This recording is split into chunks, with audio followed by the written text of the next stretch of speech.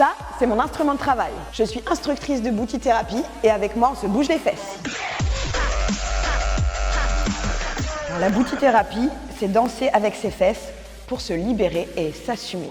On twerk, on shake, ça veut dire qu'on secoue ses fesses. On whine, ça veut dire qu'on fait des tours de bassin. On fait des contractions aussi avec les fesses. Et en fait, on bouge ses fesses dans tous les sens et de toutes les manières possibles. Ça, c'est la position du spider. La booty-thérapie, qu'est-ce que ça veut dire? Booty, c'est les fesses. Thérapie, le soin. Donc, c'est prendre soin de soi en bougeant des fesses. Ce concept, c'est Maïmouna Coulibaly, une francilienne, qui l'a créé. Ça fait presque 30 ans qu'elle travaille dessus, à partir des danses afro-urbaines et afro-caribéennes. Parce qu'elle s'est rendue compte, dans ses cours, que ça faisait tellement de bien à ses élèves. Il y en a même une qui lui a dit que ça valait 10 ans de psychanalyse. Alors moi, à la base, je suis enseignante-chercheuse en latin. Donc rien à voir avec la booty-thérapie.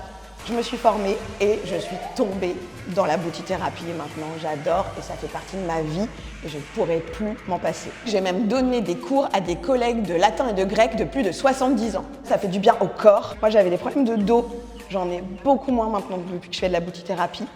Et puis surtout ça fait du bien à l'esprit, à l'âme. Ça redonne confiance en soi. Ça permet aussi, si on a subi des violences, de se réapproprier son corps, de se reconnecter à soi, de se réapproprier sa sexualité. Depuis des années, on fait des flash mobs dans la rue.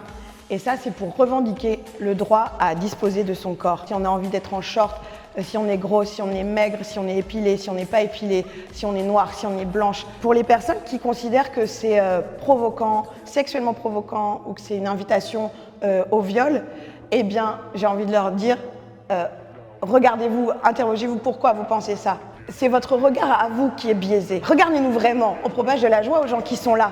On n'est pas du tout là pour exciter le mal en rue de ceux qui passent dans la rue.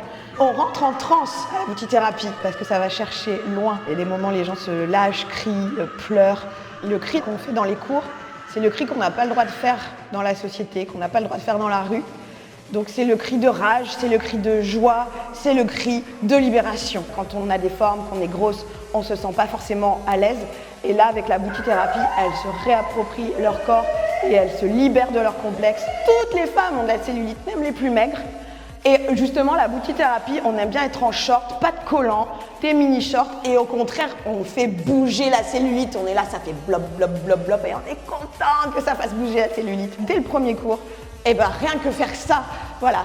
Et les filles, elles arrivent à faire ça et ça fait des frissons de joie partout et ça libère et c'est trop bon et on en redemande tellement c'est bon.